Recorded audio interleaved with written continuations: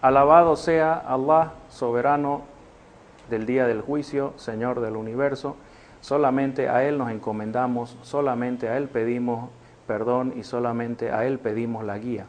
Aquel a quien Allah guía, nada ni nadie lo puede desviar, y a quien Allah desvía, nada ni nadie lo puede guiar. Doy testimonio que no hay más Dios sino Allah, el único, sin iguales ni copartícipes, y doy testimonio de que Muhammad es siervo y mensajero de Allah. Durante mucho tiempo, el personaje del profeta Muhammad, la paz y bendiciones de Dios sean con él, ha sido tema de mucha discusión, de mucho debate. Algunos están tremendamente en contra de él, lo calumnian, lo insultan cada vez que pueden, y otras personas siguen sus enseñanzas, e incluso hay gente que de manera exagerada empieza a crear cierta veneración por su persona más allá de lo correcto, más allá de lo apropiado. Pero, ¿quién es este personaje, el profeta Muhammad?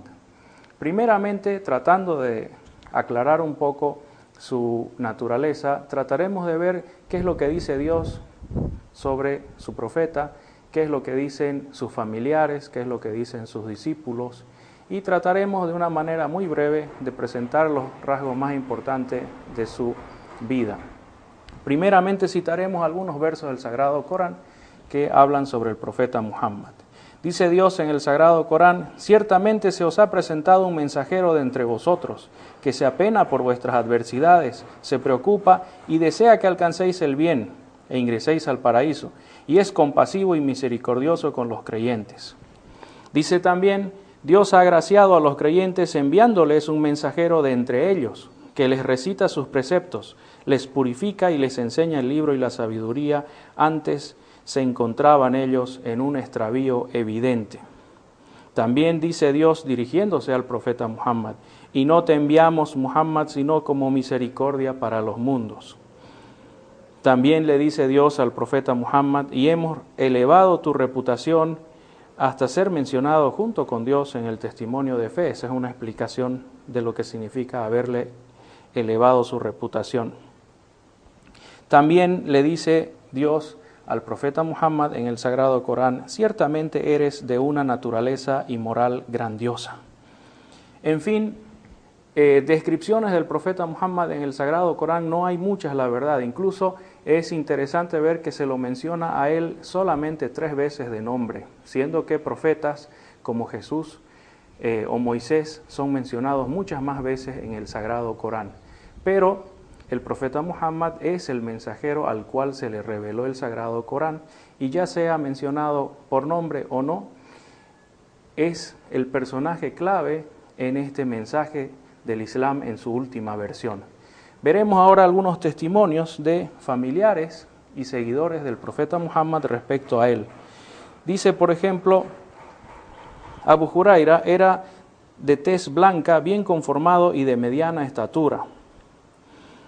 Era muy parecido físicamente al padre de los profetas, Abraham, que la paz y bendiciones de Dios sean con él.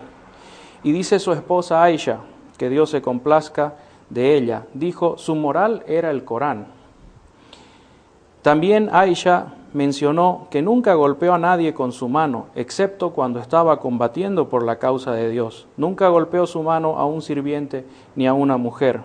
Y sin embargo, la gente de la época del profeta se opuso a su mensaje inicialmente.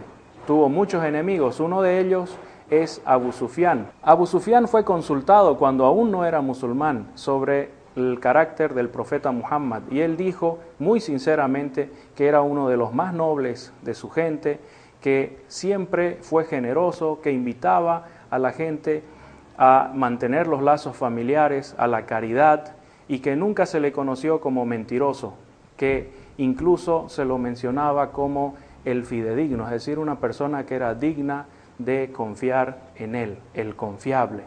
Este es el testimonio de uno de los enemigos de Muhammad. Imagínense ustedes cómo será el testimonio de sus discípulos y familiares. Como les había dicho, el profeta Muhammad era muy querido por sus seguidores y sus familiares, porque él tenía una simpleza de carácter y un carisma muy difícil de igualar. Nos dice, por ejemplo, Aisha, su esposa, en su casa hacía oficio para asistir a sus esposas. Se lavaba él mismo la ropa, ordeñaba su oveja, remendaba su ropa, reparaba sus calzados, se atendía a sí mismo, hacía limpieza en su hogar, daba de comer y amarraba a su camello, comía con los sirvientes, hacía el pan junto con ellos y cargaba él mismo sus mercaderías al mercado. Imagínense ustedes una persona elegida por Dios para publicar y extender su mensaje, y además gobernante de toda la península árabe, una persona muy simple y muy carismática. Cuando el profeta Muhammad recibió los primeros textos del Sagrado Corán, empezó a predicar entre sus familiares. Esa fue la orden de Dios. Y empezó a predicar el monoteísmo, es decir, que la gente adore solamente a Dios y no incurran en la adoración de ídolos. Fue seriamente resistido por sus paisanos, incluso por algunos de sus familiares.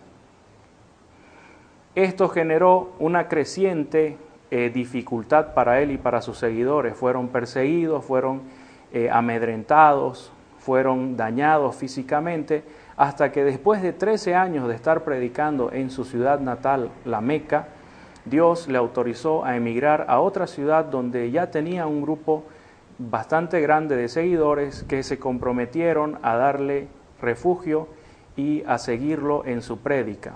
Es así que el profeta Muhammad emigra después de 13 años de profecía a la ciudad de Medina. Estas son sus palabras cuando está saliendo de la Meca. Dijo: por Dios, que eres la más querida para mí de todas las tierras de Dios. Si no fuera que me hace salir tu gente, no saldría nunca de aquí. Con todo el dolor que le causaba, el profeta abandona su casa, abandona a sus familiares y se traslada a la ciudad de Medina. Allí, poco a poco y en el transcurso de 10 años de gobierno, establece un estado que abarcaba 2,5 millones de kilómetros cuadrados y gobernaba sobre varios miles de personas, el Estado Islámico. Poco antes de su fallecimiento, el profeta recibió una gran bendición de Dios que le dijo las siguientes palabras: cuando llegue la victoria de Dios y la conquista, y veas a los hombres ingresar en tropeles a la religión de Dios, glorifica y alaba a tu Señor por ello, y pide su perdón, por cierto que Él es indulgente.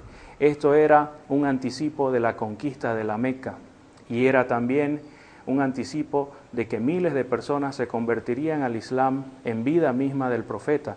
Él llegó a realizar o pronunciar su último discurso de despedida frente a 100,000 personas durante el peregrinaje a la Meca poco antes de morir. Pero también esta sura, que es denominada la sura de la victoria, es el anticipo de la muerte del profeta Muhammad. Como todo ser humano, el profeta Muhammad falleció, así como tuvo un nacimiento natural, tuvo una vida como hombre soltero, como hombre casado, como padre y hasta como abuelo. El profeta Muhammad siguió el ciclo natural de todos los seres humanos. Debemos recordar esto muy claro, porque algunas personas tienden a exagerar respecto al profeta Muhammad, tal como se exageró respecto a otros profetas, como el caso de Jesús o de Elías, la paz sea con todos ellos.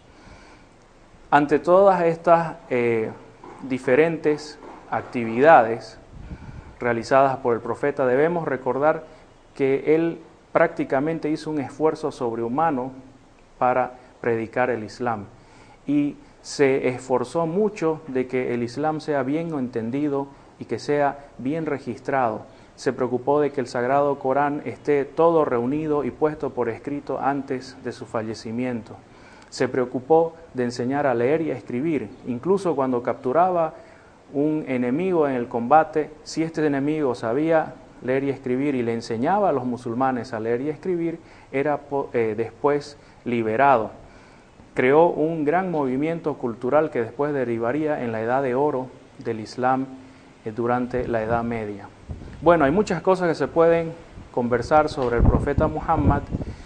Hacia él debe estar todo nuestro amor, todo nuestro respeto, ¿sí? Debemos pedir a Dios que lo bendiga y le exalte, pero nunca debemos exagerar sobre su posición y su mérito. Él tiene una posición muy honrosa ante Dios, pero no deja de ser un ser humano con limitaciones, no deja de ser su conocimiento limitado y también su capacidad ante las adversidades.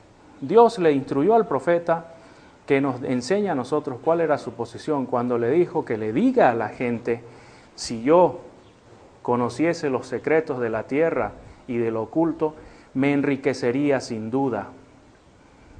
Y aquí nos deja con una figura bien clara. El profeta murió pobre, con parte de su armamento, de su armadura empeñada, dejando solo un poco de comida, una cabra, una mula y un lote de terreno que lo donó justo antes de morir. Entonces, el profeta no tiene conocimiento de lo oculto más de lo que Dios le dio. No debemos olvidar esto. Exagerar con la posición de alguien no es de ninguna manera hacerle un favor.